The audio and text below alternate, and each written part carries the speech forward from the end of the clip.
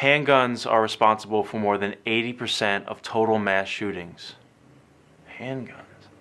Those that have concealed carry permits, on average, commit less crime than police.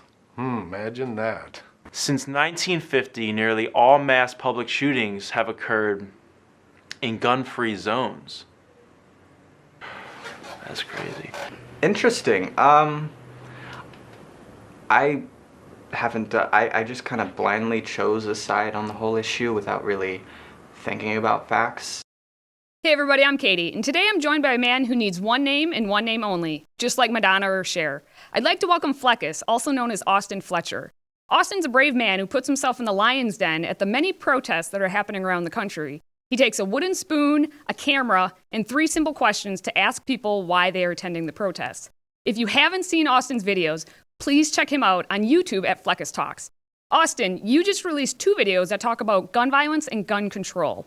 I want to start with the video you made with Midge, where you had actors read gun facts off of a teleprompter, and these actors had never read the facts before. Briefly tell us about the idea behind this making of the honest PSA, as you called it. What's its purpose? Definitely. Yep. So I live out here in LA, and a lot of the people I come in contact with every day are actors, and they're pursuing their dreams.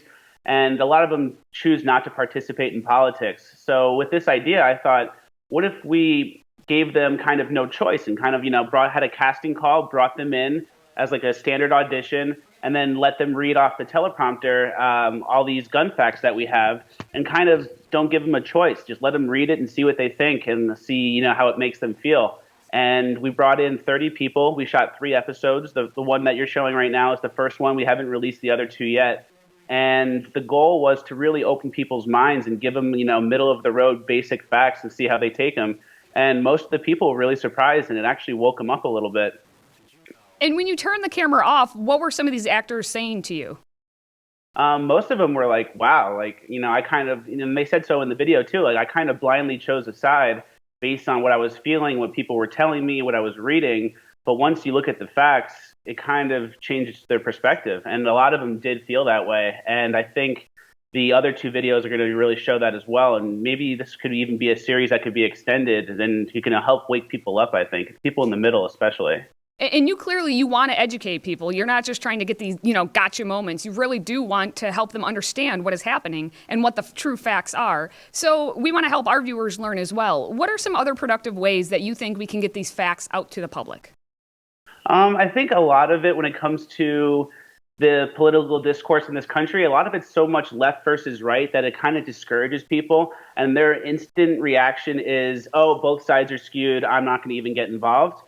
So with this video, I thought that kind of, helped get around that. But I think the best way to do it would be on the individual basis, like going to the marches, going to the protests, taking it to the streets yourself, and asking these people questions or engaging in dialogue with them and maybe trying to teach them. Maybe they can teach you something, and just kind of having these exchanges. Because I think a big problem is the silent majority, so to speak, obviously has been silent for so long that the left kind of went out of control, and they went too far left, and they think they're in control just because their voice is the loudest. But if we were to kind of become more vocal and actually go out there and speak our minds and challenge these people, I think they would kind of check themselves and, come back to reality a little bit. And I want to slightly shift gears and talk about the most recent protest, which is the most recent video you put out, and it featured the March for Our Lives protest that was in LA. This was one of the many protests that happened across the nation, with the mainstream media covering the main event in Washington, D.C. Let's take a look. Hey guys, it's Fleccas. This week we're at the March for Our Lives, downtown LA. What's your sign say? It says the NRA is a terrorist organization. You do not need an automatic rifle to be killing game. Well, automatic rifles are illegal. Semi-automatic rifle, excuse me. Okay, yep. Semi-automatic, obviously there is a difference. 1 trigger pull, 1 bullet. But I think when it comes to Second Amendment, it's more about self-preservation and self-defense, right? No. You don't need an assault rifle. You don't need, a civilian doesn't need assault. I have face tattoos. I don't need to be owning a gun. I'm irresponsible already. If a criminal came into your house with a gun, you'd be at a disadvantage. Indeed, but that's just, I guess, the bad luck of my life, circumstance, or whatever. It had to happen. I don't know. I would never shoot anybody. Even if they're breaking into your house and have a gun themselves? No, I would not shoot them. Austin, at this point, you've been to enough protests to have a good understanding of expectation. And yet, Every protest has that one moment when you can't believe what just happened right there in front of you because you don't want to believe that anyone would actually say what just happened. And you seem to surpass the quota on these moments. What did you see at the March for Our Lives?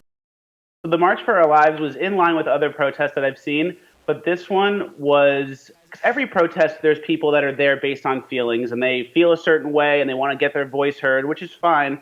You know, it's their free speech, of course. But this one was, these people were victims of propaganda. And at the other marches, it's a combination of propaganda and just being uninformed and, you know, thinking you're doing the right thing or being part of the group. This one was very highly propaganda based. They were all out there saying, oh, we don't want to take your guns. But in Australia, they had a great, you know, mandatory buyback program. Or they'll say, you know, we need more gun controls, we need more background checks. And it's like, well, we do have that. And then, you know, they think, well, it needs to be better. And they want the solution. They want the one solve-all solution. And they unfortunately think it's taking, you know, reducing the amount of guns. And when there's 300 million, I told them this many times. I said, if there's 300 million guns, say you did a super high, you know, huge buyback and you bought 200 million, like 2/3. Do you think the extra 100 million are going to be in the hands of good people? It's going to be in the hands of the people who refuse to give them up. So they don't understand. They just think the basic, you know, gun correlation, you know, less guns, less crime, when we've seen it time and time again all over the world that that's not the case. In some of that propaganda that you saw, you made a big point in the video to make sure you talked about Australia, because that also can be pointed to your first video where people are just, they don't know the real facts. So tell us a little bit about Australia specifically. Definitely. So a lot of the people following the Port Arthur massacre, in Australia, it was like 96. They passed this this bill that was basically a mandatory gun buyback along with a voluntary gun give back, which I guess is a little more popular in Australia. And ever since then, the talking point is there's been no mass shooting since.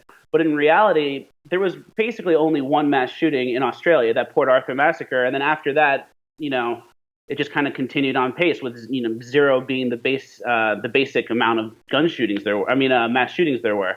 So the people think, oh yeah, they passed the bill and now there's no more shootings in Australia, when in reality, it wasn't really a huge problem to begin with. And they, you know, think Australia and the U.S. are the same when it comes to the gun culture, and that Australia, you know, got a jump on it and did the right thing. When in reality, it's just two different cultures that, you know, are not very aligned at all. It would take people just a simple Google search for themselves to put themselves in an advantage and actually start to understand these facts. And hopefully we will now start to see a lot more people doing that. Austin, give us a tease for what people can expect on your channel in the coming weeks. Definitely. So we have 2 more episodes of the actors cold reading off the teleprompter. We're going to cover illegal immigration and feminism. I made one for Islam, and it was too brutal. They probably would have deleted my YouTube channel, and I couldn't risk that. And the facts were the facts, and they were all like a real, you know, from real sites, credible sources. But just not one person would have made it past the first fact, which is, maybe we'll save that for further down the road. But we have 2 more videos coming out, and then there's more protests and stuff. But also, I've been sharing a lot of fan submissions. A lot of people have taken their own wooden spoons and gone to their high schools or their walkouts or their protests and made their own Fleccas talks. So I'm going through a lot of fan submissions, and I'm releasing those as well. I actually released one a couple of weeks ago from the high school walkout, but I think YouTube censored it, to be honest, because I released it and it was very relevant, and it got, I'd say, 10% of my usual engagement. I'd say that's a call. Everyone, go check out that specific video. Hopefully you can find it. As you like to say, Austin, that's another one in the books. Austin, thank you so much for taking the time today. Thank you, Katie. It's great to be on with you.